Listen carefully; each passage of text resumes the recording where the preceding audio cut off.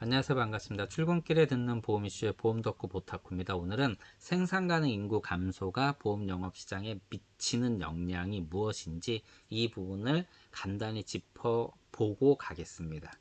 자, 1978년도에 멜서스의 인구론에 의하면 인구는 기하급수적으로 늘어나는 반면에 식량은 산술급수적으로 늘어나니까 인류는 그래서 멸망할 것이다 라고 얘기를 하면서 인구를 줄여야 된다고 얘기를 합니다. 그런데 1900년도 초반에 이제 독일의 화학자죠. 프리츠하버가 뭐라 그랬냐면, 야, 이 통계를 봐라. 네 이론 완전 틀렸다. 그러면서 인공 질소 비료가 공급됨으로 인해서 3년 만에 인구가 늘어나는 것보다 2배 더 많은 식량이 늘어나는 이러한 내용을 토대로 해당 이제 이론을 반박하는 거죠. 예, 저도 전적으로 동의하고요.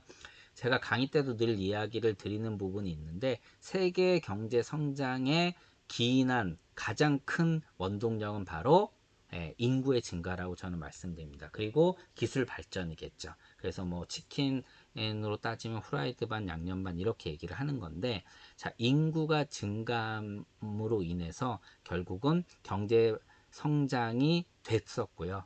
이 기반으로 된 게 결국은 사람들은 좀 더 나은 삶을 추구한다. 그래서 인류는 좀 더 나은 삶을 추구하기 때문에 과학기술도 발전을 하는 거고 의료기술도 발전을 하는 거고 뭐 예를 들자면 탈 것도 계속적으로 바뀌는 거겠죠. 뭐 조만간 이제 날아다닐 것이고요. 이런 식으로 예, 그것이 결국 경제 성장하고 인류가 발전한 가장 원동력이다. 그래서 인구가 줄어든다라면은 반대의 문제점들이 발생될 수 있다라고 얘기를 좀 하고 있는 겁니다. 자, 해당 기사는 생산 가능 인구를 이제 다루고 있는데, 자, 생산 가능 인구가 뭔가요? 15세부터 64세까지의 연령, 이들은 경제 활동을 할 수 있는 이 연령대 인구를 말합니다. 근데 이들이 왜 중요하냐? 이들은 생산뿐만 아니라 왕성하게 소비도 합니다. 자, 경제의 가장 두 원동력이 바로 생산과 소비지 않습니까? 생산과 소비를 주축하는 주력하는 이 세대들이 줄어든다. 그럼 경제 성장은 과거와 같이 할 수 없다. 그러면서 경제 성장 둔화의 가장 큰 핵심이 바로 생산 가능 인구의 감소로 얘기를 하고 있는 겁니다. 그럼 왜 이렇게 줄어드냐? 바로 저출산 고령화 때문입니다. 뭐 다시다시피 저출산 고령화는 같이 따라다니고 있죠. 대한민국은 2020년도에 역사상 처음으로 인구 데드크로스가 발생을 합니다. 자, 데드크로스라고 하면은 사망하는 사람이 출산하는 사람보다 많아졌다. 결국은 자연 인구 감소를 얘기를 하는 거고요. 그 속도가 지금 어마어마하게 빨라지고 있고요. 그리고 고령화, 뭐 제일 문제죠. 예, 고령화는 출산율 저하와 사망률 둔화라는 이 두 가지가 맞물려서 발현되는 하나의 산물이죠.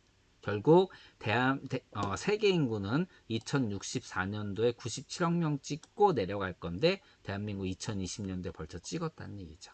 그러면서 생산 가능 인구가 어떻게 지금 추계될 거라고 예상을 하고 있냐면 2000년도 기준으로 10년 단위로 보면 266만 명이 증가했고 그 다음은 117만 명이 증가를 했는데 예, 증가폭이 굉장히 둔화됐죠. 반 이상 둔화됐는데 2020년부터 2030년 사이 요 10년에는 무려 320만 명이 줄어들 거라고 합니다. 그 속도가 빨라지고 있다는 것을 5년 단위로 이렇게 나타내고 있습니다. 어마어마한 거죠. 320만 명이 감소를 한다. 그러면 도대체 과거에 비교해서 생산 가능 인구는 어느 정도로 줄어드느냐 한번 보겠습니다. 1997년도를 기점으로 3,300만 명 정도, 2007년에는 3,500만 명, 2017년도엔 3,750만 명을 찍습니다. 이게 이제 티핑 포인트입니다. 여기서부터 줄어들면서 2027년에는 250만 명이 줄어들 것이고 2047년에는 무려 1,700만 명이 줄어들 거라고 합니다. 자, 1,700만 명이 줄어든다. 자, 경제 활동을 하는 인구가 주력으로 경제 활동한 인구가 1,700만 명이 줄어든다. 예, 어떻게 성장할 수 있을까요? 예, 그리고 이로 인해서 이제 가장 큰 핵심이 뭘까요? 예, 뭐 인구 구조의 변화가 발생이 되고 인구 구조 변화 때문에 연금이든 뭐 세금이든 다 문제가 된다라는 것이죠. 잠깐 소득 좀 살펴보겠습니다. 자, 소득 보면은 39세 이하에서는 244만 4만 원이 그 소득이 아니라 소비 지출입니다. 근데 이들이 이제 얼마만큼 소비를 하느냐를 보는 건데 40에서 49세가 320만 원으로 정점을 찍고 그다음에 다시 떨어집니다. 자, 이게 왜 중요하냐면 15세에서 64세 사이의 생산 가능 인구들은요. 자, 직장을 갖고 돈을 벌고 이 돈을 씁니다. 어디에 쓸까요? 뭐 차도 사고 먹고 그다음에 결혼도 하고 애가 나오면 양육비도 쓰고요. 집도 사고 늘리고 연금도 준비합니다. 모든 경제 활동을 이 사람들이 주력으로 한다는 얘기입니다. 이들이 줄은다. 예, 그만큼 경제에 큰 타격을 받을 것이다. 그러면 이런 경제 활동 중에 모두 있나요? 당연히 보험을 가입하는 일도 있는 거죠. 그런데 이 인구가 줄어든다는 건 그만큼 보험 영업할 대상자들이 줄어든다는 얘기랑 동일합니다. 물론 보험 시장뿐만이 아니라 모든 시장이 그렇겠죠. 그런데 보험 시장은 왜 좀 더 이런 생산 가능 인구의 감소에 충격을 좀 더 크게 받을 수 있냐면 이게 다 재무와 관련된 일이기 때문에 그렇습니다. 당연히 미래가 불투명하다라면 경제가 예전과 같이 성장을 못한다라면 그러니까 지출을 줄일 것이고요. 그러한 지출을 줄이는 데 있어서 가장 우선시 되는 게 뭐냐면 보험도 그 중에 하나라는 것이죠. 예. 그래서 이들에 대한 여러 가지 정보들을 우리가 잘 알 필요가 있습니다. 그리고 이는 이미 시작이 됐다라는 거죠. 앞서 보신 것처럼. 그러면 뭐 이를 통해서 제가 이제 앞으로 보험 영업하기 힘들 것이다 이런 얘기를 하는 게 아니라 우리가 준비를 해야 된다는 말씀드리는 겁니다. 자, DB들도 다 이들한테 나오는 겁니다. 결국 이들이 줄어들면 DB도 줄어들 것이고 이들이 줄어들면 DB의 질도 떨어질 것이고 그러면 어떻게 될까요? 당연히 DB의 가격도 올라가겠죠. 이런 일들이 발생될 수 있다라고 말씀드리는 겁니다.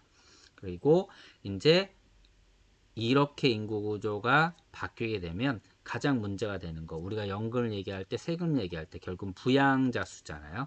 자, 2019년 100명당 22명을 부양해야 됐는데 2060년에 무려 80명을 부양해야 됩니다. 예, 말이 안 되는 얘기죠. 결국은 어, 정말 세금 문제, 연금 문제 상상을 초월하는 일들이 발생될 거라는 얘기입니다. 물론 이대로 가게 되면 예측이지만요. 그래서 어떤 일들이 벌어질까요? 세금 문제 일단 나오면 뭐 건강보험 문제 늘 제가 말씀드리지 않습니까? 이런 문제들을 언급하면서 결국은 개인보험의 중요성을 얘기를 해야 되는 거죠. 자, 연금 문제 얘기하면서 늘 우리 뭐 국민연금 뭐 엄청나게 그냥 뭐 소위 까는 기사들 나오면 일단 개인연금 얘기들을 많이 하시지 않습니까? 똑같은 거죠. 예, 이런 식으로 얘기를 할 필요가 있는 거죠. 그 근거를 이런 통계 자료를 통해서 소비자분들한테 전달해야 됩니다. 그리고 1인 가구 엄청나게 증가할 거고요. 당연히 4인 가구 비중은 지속적으로 줄어왔고 앞으로도 계속 줄 겁니다. 그러면 보험 포트폴리오도 완전히 바꿔야 된다는 거죠. 과거에 갖고 있었던 보험 포트폴리오에서 벗어나야 되고 이 포트폴리오를 구성하는 데 있어서 해당 소비자분들의 즉 재무적인 부분도 충분히 반영을 해야 된다는 겁니다. 예. 뭐 예를 들자면은 보험 포트폴리오를 구성하는데 사망 보장에 대한 부분들은 당연히 줄 수밖에 없겠죠. 생존 보장 부분들이 늘어날 수밖에 없고 여기에다가 평균 수명 증가를 반영을 해서 만기를 설정한다라든가 그리고 소득 기간을 잘 봐서 납입 기간을 설정하는 것도 매우 중요하겠죠.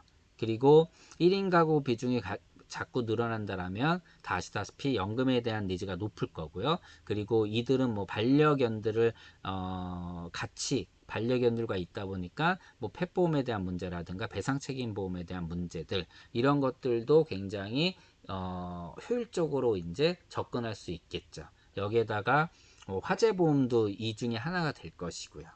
그리고 투자하는 상품에 대한 니즈도 분명히 높을 것입니다. 그래서 변액보험에 대한 니즈도 더 부각될 이 소비자분들은 더 원하기 때문에 시장에선 부각될 것이라고 보입니다. 이런 식으로 생산 가능 인구는 경제에 엄청난 타격을 줄 것이고 이로 인해서 시장의 변화가 올 것이고요. 그것이 보험 시장에서는 굉장히 크게 영향을 미칠 것입니다. 보험회사 측면에서 보면 엄청난 충격일 겁니다. 분명히. 뭐 지금도 이미 느끼고 있지만 손해율 증가는 뭐 말도 할 것도 없고요. 당연히요. 그리고 앞서 말씀드린 것처럼 생산 가능 인구의 감소는 보험을 가입할 수 있는 능력이 된 인구가 감소된다는 거고요. 결국 보험사는 신규 보험을 팔아서 초회 보험료에 굉장히 뭐 아시다시피 많은 수수료가 포함되어 있다 보니까 신규 계약을 달성시킨 게 이제 받아내는 게 되게 중요한데 이게 어려워지겠죠. 그러다 보니까 뭐 이미 다들 준비하고 있지만 다양한 방법으로도 해결점을 찾고 있는 겁니다. 뭐 이러한 부분들을 좀 얘기를 드리고자 해당 기사를 갖고 와봤습니다. 고맙습니다.